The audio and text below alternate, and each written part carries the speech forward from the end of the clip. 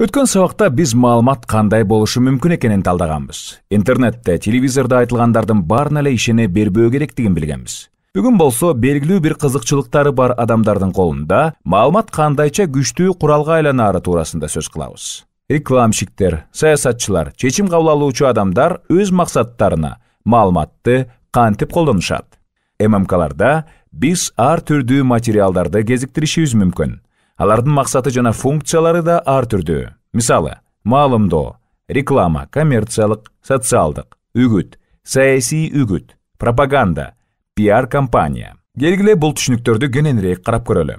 Маалымдоо бир нерсе болуп жатканы же боло турганы туурасында жарыялоо. Башкача айтканда, окуган адам ал нерсе жөнүндө жөн гана билиши үчүн берилген маалымат.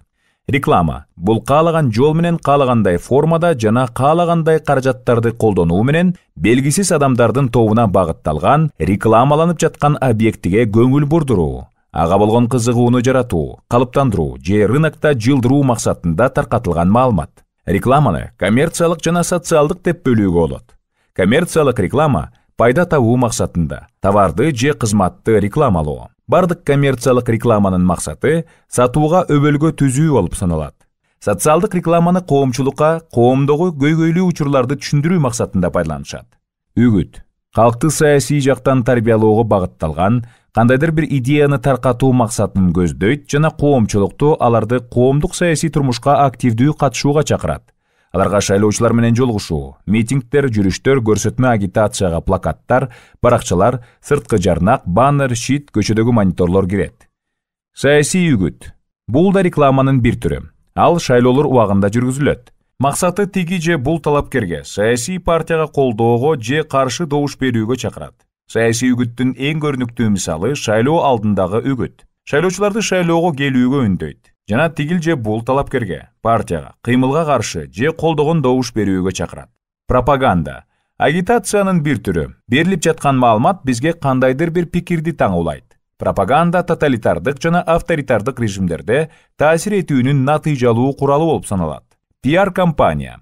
Бул компаниянын уюштуруучусунун маселелерин чечүүгө багытталган иш-чаралардын топтому. Пиар компания потенциалдуу керектөөчүлөрдүн же башка кызыктар тараптар арасында уюмдун оң образын түзүү. Тиш щеткага силер канчалык көп тиш пастасын сыгасыңар? А силер билесиңерби, тиш жууганга канча тиш пастасын колдонуу сунушталат? Чынында врачтар тиш пастаны бир кичине тоголок бурчакта эле колдонууну сунуштайт. Бул тишти тазалаганга толук жетиштүү. Демек, силер тиш пастасын 3 эсеге аз сатып алсаңар болот. Дээрлик ар бир маалымат адамга таасир тийгизет. Реклама биздин аң сезимибиздеги кайсы бир ишенимдерибиздин калыптандырганын. Мисалы, азыр майрамдык дасторкондо сөзсүз Coca-Cola болушу керек деген ишеним кеңири тараган. Же дароо 2 сагыз сатып алыш керек деген ишеним бар. Кандай ойдосуңар? Булар кандай максатта жасалат? Ушундай жол менен реклама берүүчү адамдардын керектөө көлөмүн көбөйтүүгө, демек, сатуу көлөмүн көбөйтүүгө шарт түзөрүн түшүндүрөт. Дароо 2 сагызды алып чайнап жаткан рекламанын каарманына карап туруп, көрүүчү бирөө аздык кылат деп ойлошу мүмкүн. Реклама аркылуу манипуляциялоонун ар кандай амалдары бар. Мисалы, бир товарды рекламаланып жаткан товар менен салыштыруу. Кээде рекламага атактуу жылдыздарды тартып, ал ырчы же актер рекламаланып жаткан товарсыз бир күндө жашай албастыгын айтып, ал товарга ийгиликтин образы таңууланат. Ушул эле принципте социалдык тармактардын жылдыздарынын акча табуу ишмердүүлүгү түзүлгөн.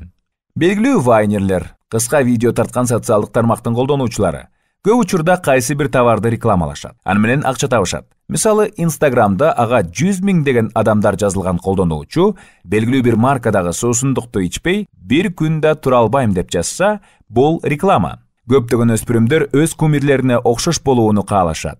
Реклама берүүчүлөр мына ушундан пайдаланышат. Манипуляция амалдары. Жалаң эле рекламада колдонулбайт. Информация коомдук аң сезимди манипуляция кылуунун куралы болуп калууда.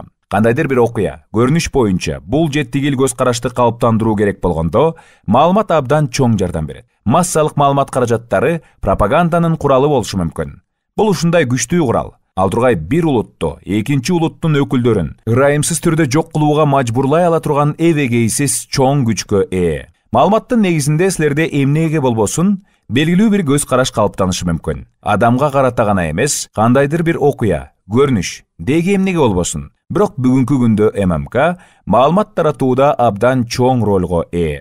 Ал эми маалымат куралга айланууда. Азыр көптөгөн согуш талаасында эмес, маалымат мейкининде жүрүүдө. Интернетте, гезит беттеринде, теле, радио эфирлерде. Аларды маалымат согушу деп аташат. Ошондуктан кимдин белгилүү бир максаты болсо, алар ММК негиздеп жатышат. ММК бул өтө күчтүү курал. Журналисттер коомдун таалуу жерлерин көрсөтүп турушат. Ал маселелердин чечүү жолдоруна коомчулуктун жана бийликтин көңүлүн бурууга аракет көрүшөт. Көптөгөн журналисттер журналисттик иликтөөлөрдү жүргүзүүгө, так маалымат берүүгө аракет кылып келишет. 13 жашар Айчүрөк жалгыз өзү үй бүлөсүн багат. Апасы майып, кичүү иниси бар. 11 жашынан баштап Айчүрөк Ош базарынын айланасынан желим баштыктарды чогултуп, үй бүлөсүн камсыздайт. Журналисттер анын тагдырын чагылдырган соң, анын үй бүлөсүнө жакшы батир ижарага алып беришип, аларга турак жай үчүн каражат чогулта башташкан. Нургазы мектепке баруу үчүн жана билим алууга мүмкүнчүлүк алуу үчүн квадроцикл сатып алууну каалоочу. Анткени анын майыптарга ылайыкташкан арабасы тез эле бузула берчү. Анын тагдырын Азаттык радиосунун Бишкек бюросунун журналисти Улан Эгизбаев айтып чыккан соң, анын тилеги орундалды. Ага квадроцикл белек кылышкан. Бул сюжет интернет Оскар аталган Webby Awards конкурсунда 65 өлкөнүн арасында 12 000 роликтин ичинен көрүүчүлөрдүн сүймөнчүгүнө татыган. Нургазы сюжеттин автору менен бирге сыйлыкты алуу үчүн АКШга барып келишкен. 2017 жылдын январь айында Манас аэропортуна жакын жайгашкан айылдын үстүнө самолет кулап түшкөндө, ММКлардын жана интернет колдонуучулардын активдүүлүгүнүн аркасында жабыр тарткандарга тез арада жардам берүүгө мүмкүн болду. Жабыр тарткандарга жардам берүүдөн тышкары, интернет аркылуу урандыларды тазалап жаткан куткаруучуларга, милиционерлерге, медиктерге ысык тамак уюштурууга көмөк көрсөтүү жарыясы таркатылып турду. Массалык маалымат каражаттары негизинен калп айтпайт. Алар калк үчүн маалыматтын негизги булагы болуп саналат. Бул 4 сабакта биз силер менен ММК аркылуу маалымат таратуунун айрым жагдайларын изилдедик. Бул сабактардын аркасында маалыматка сын көз менен кароону үйрөндүк. Бул мындан ары гезит окуп, телевизор көрбөй коюш керек. Журналисттердин баары жалганчылар деп айланадагылардын баарын ишендирүү керек дегенди түшүндүрбөйт. Маалыматсыз калууга болбойт. Бул сабактардын максаты маалыматка сын көз менен кароо керектигин көрсөтүү. Өзүңө өзүң суроо берип, ой калчап, кошумча маалымат издеп, маалымат аркылуу өзүңдү манипуляциялоого жол бербеш керек. Ошондой эле сапаттуу продуктуну талап кылуу керек. Бул сабактарда биз силер менен айрым ММКларда колдонулган аудиторияны манипуляциялоонун куралдары жана амалдарын талдадык. Бирок биз ар бирибиз маалыматтык жактан сабаттуу болуп, маалыматка сын көз менен караганды үйрөнсөк, бул биздин жеке коопсуздугубузду гана камсыздабастан, улуттук коопсуздукка байланышкан чечимдерди да кабыл алууга жардам берет.